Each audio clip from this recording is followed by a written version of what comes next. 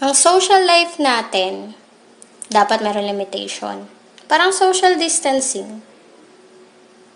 Bakit?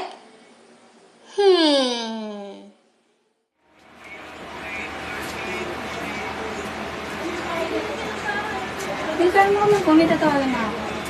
Ayoko. Saglit lang, kailangan. May phone ka, gamitin mo yun. Ito.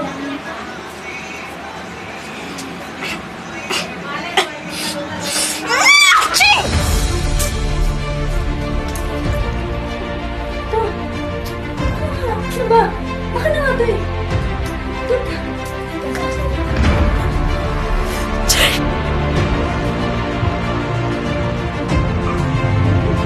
Wow, ano ba yan?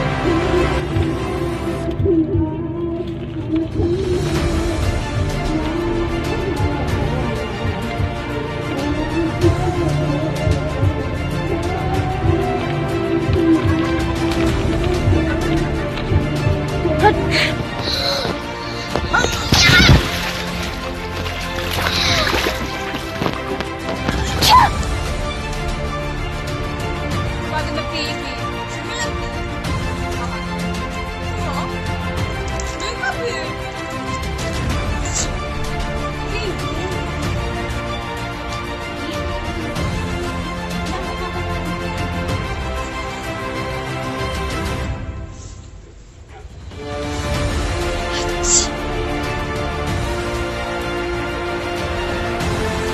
Kung sino ang madalas mong nakakasama, tsak sa ugali nila, ikaw ay mahahawa.